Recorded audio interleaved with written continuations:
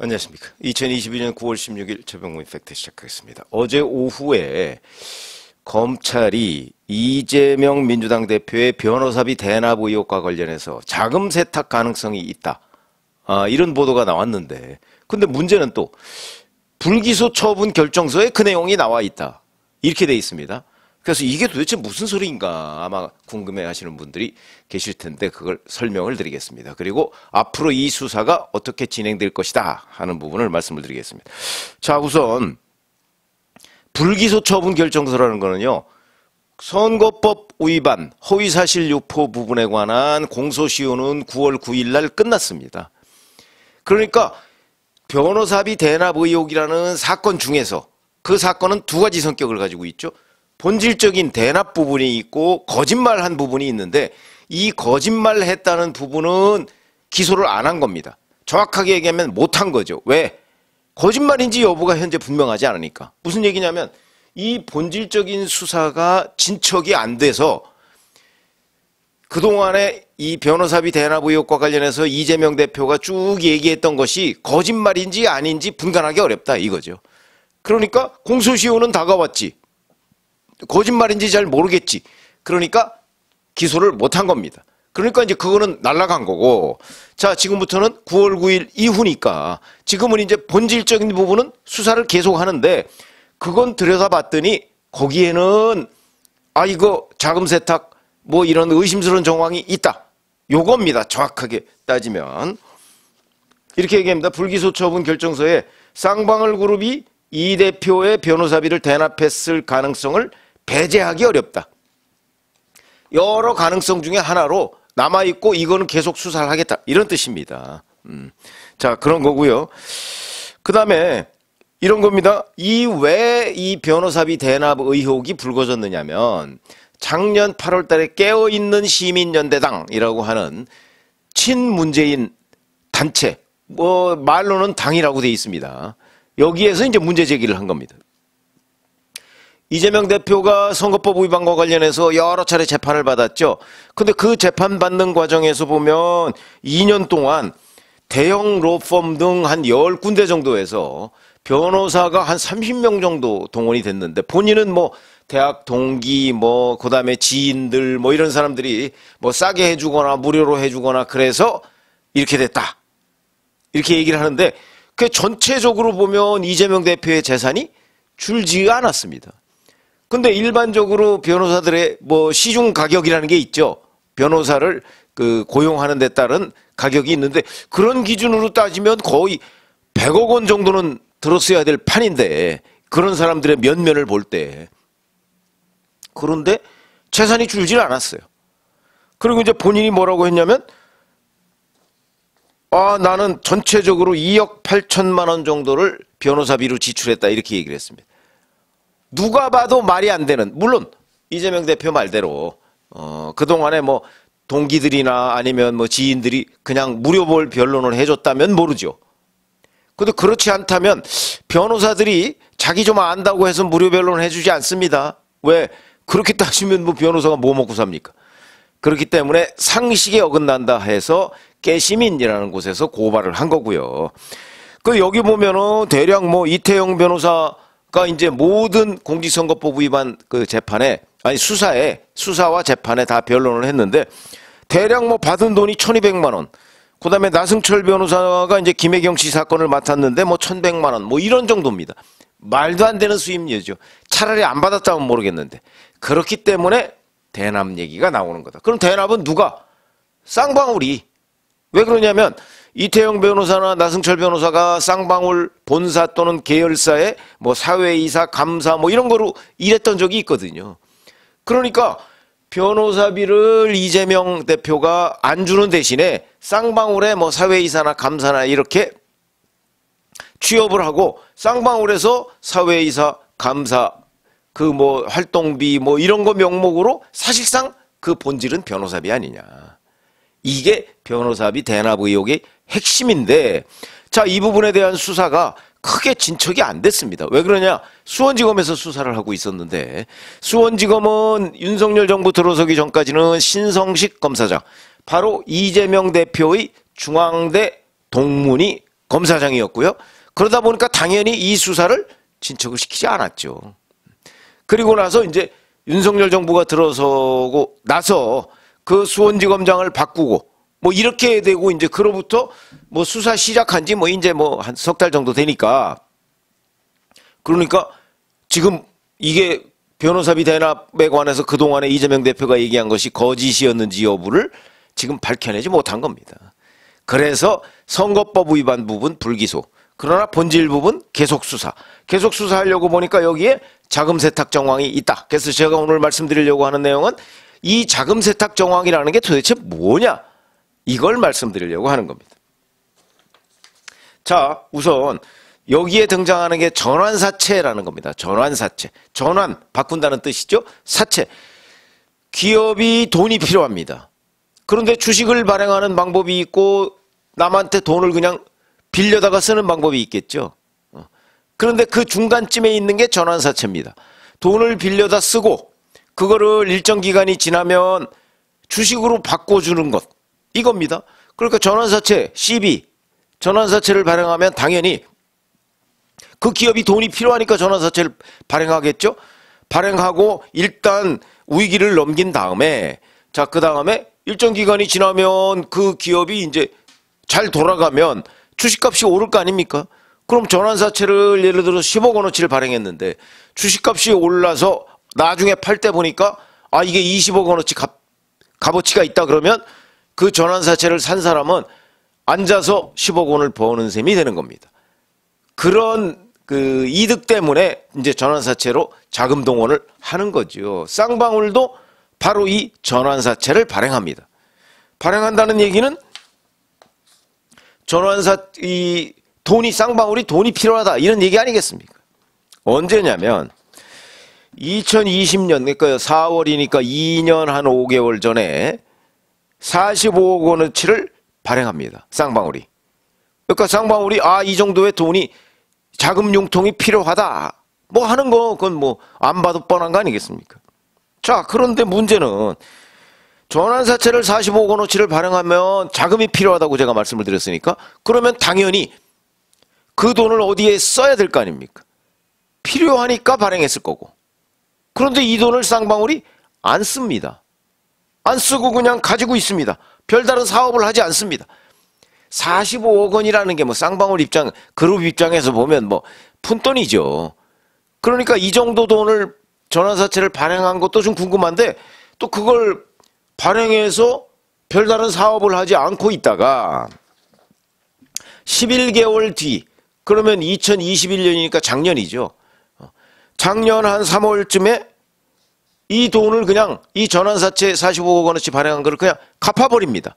그리고 다시 전환사채를 자기네들이 가져옵니다.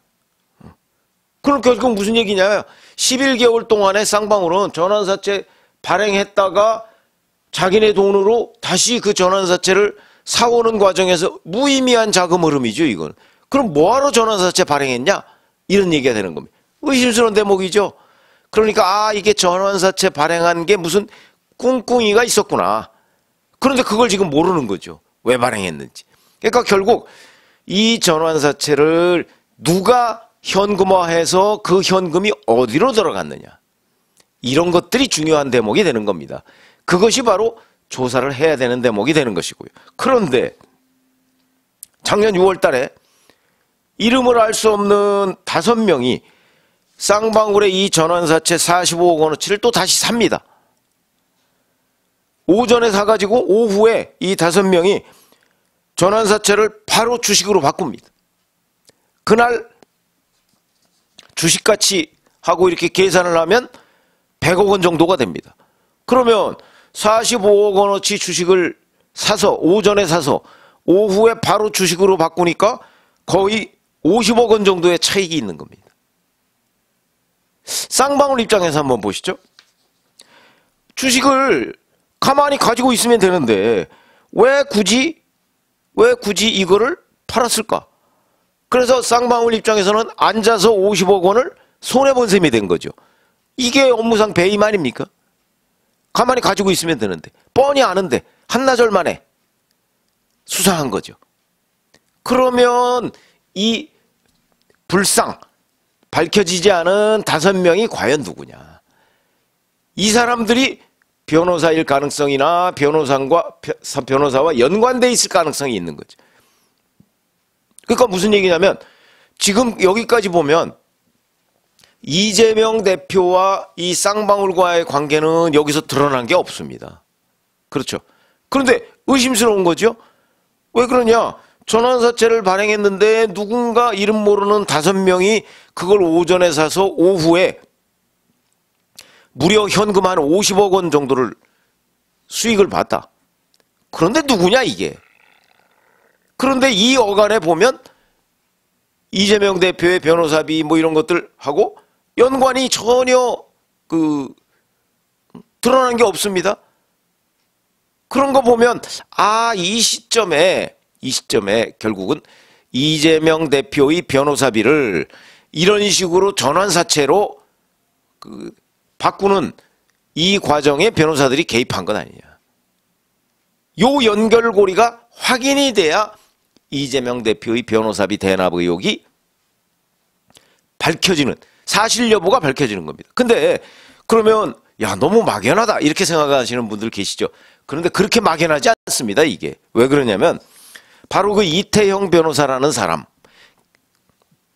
깨시민이 고발한 이유가 이태영 변호사라는 사람한테 누군가가 사건을 의뢰하기 위해서 전화를 합니다. 근데 그 중간에 물론 사람이 하나 있죠.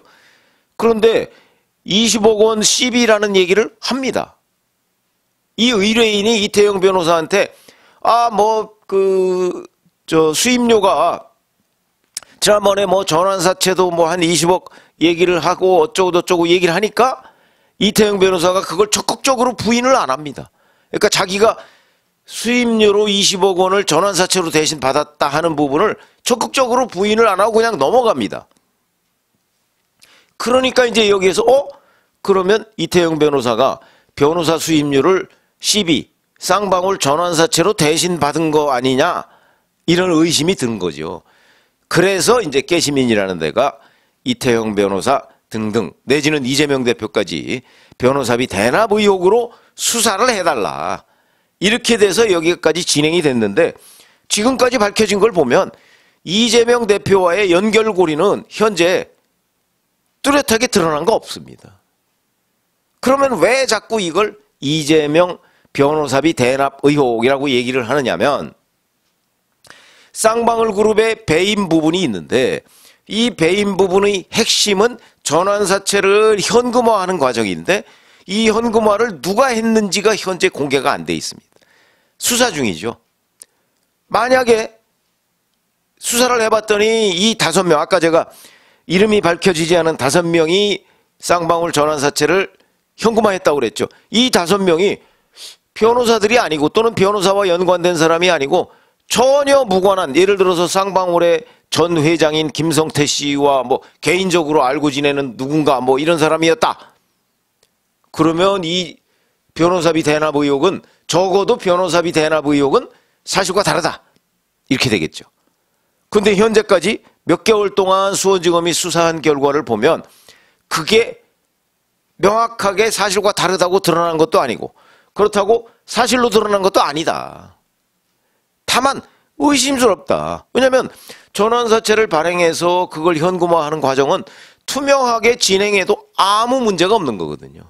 그런데 왜 이렇게 불투명하고 의심스러운 상황으로 계속 진행이 됐을까? 그거는 뭔가 숨겨야 할 내용이 있는 것 아닙니까? 이렇게 보는 게 상식적이죠. 그래서 수원지검도 비록 9월 9일 공소시효 전까지, 선거법 공소시효 전까지는 이 부분을 사실 여부가 확인이 안 됐으니까 기소를 못했지만 본질 부분, 정말 이재명 대표의 변호사비를 쌍방울에서 대납했느냐 안 했느냐 하는 부분은 좀 의심스럽다. 요겁니다. 지금 정확하게 얘기하면. 그러니까 이 부분은 계속 수사를 하겠다는 거죠. 그러면 앞으로 이게 밝혀질까? 그걸 아무도 모르죠. 모릅니다. 이걸 가지고 이재명 대표를 금방 구속시킬 수 있을 것처럼 그거 아닙니다. 우리가 팩트는 정확하게 분간을 해서 말씀을 드려야죠. 이걸 가지고 이재명 대표를 엮을 수 있을지 없을지도 현재 분명하지가 않습니다. 다만 아까 말씀드렸듯이 바로 이 전환사채를 현금화하는 과정이 굉장히 불투명하니까 불투명한 거는 자금 세탁의 가능성이 높다는 의미가 되는 것이고, 그러면 쌍방울은 왜 이 전환사채를 현금화하는 과정을 이렇게 불투명하게 진행을 했을까? 업무상 배임 혐의가 분명해 보이는데 그거는 이 사건을 숨겨야 된다고 생각을 했기 때문일 것이고, 그럼 왜 숨기려고 했을까? 공개되면 안 되니까.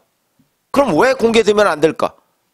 무언가 공개됐을 때 자기네들한테 치명적인 문제점이 발견돼서 법률적으로 처벌을 받을 가능성이 있기 때문에 안 했겠죠. 여기까지가 명확하게 우리가 의심을 두고 있는 대목입니다. 근데 그게 지금 현재까지 안 드러나 있는 거죠. 그러니까 자금 세탁 정황이라고 검찰이 수원지검이 얘기한 부분, 이거는 그 자금 세탁 정황은 분명합니다. 현재. 그런데 문제는 누가 왜 자금 세탁을 했느냐. 이게 현재 분명하지가 않습니다. 그래서 수원지검이 먼저 이재명 대표의 그 중앙대 동문이 지검장으로 있던 수원지검이 아니라 지금은 윤석열 정부의 한동훈 법무부 장관이 인사조치한 수원지검에서 이 부분을 수사하고 있기 때문에 그냥 적당히 덮어버리고 이렇게 하지 않을 거다. 그런 믿음이 있는 것이고, 그러면 이제 수원지검에서 자, 이 쌍방울의 전환사채를 누가 왜 현금화해서 50억 원이라는 현금을 어디로 갔느냐, 요걸 밝히면 이재명 대표가 변호사비 대납 의혹과 관련해서 본인은 사실이 아니다 이렇게 얘기하니까 누명을 벗을 수도 있고, 아니면 그 혐의를 확인시켜 줄 수도 있다. 근데 거기까지 아직 안 갔다. 요게 정확한 팩트입니다. 그러니까 자, 지금부터는 이 쌍방울의 전환사채의 자금 세탁을 누가 왜 했고 그 돈이 어디로 갔느냐, 요걸 확인하는 과정이 남아있는데 그 과정이 매우 의심스럽기 때문에 아마도 이재명 대표의 변호사비와 연관이 있지 않을까 하는 일종의 가설, 요걸 확인하는 작업이 남아있다. 이렇게 말씀을 드리겠습니다. 고맙습니다.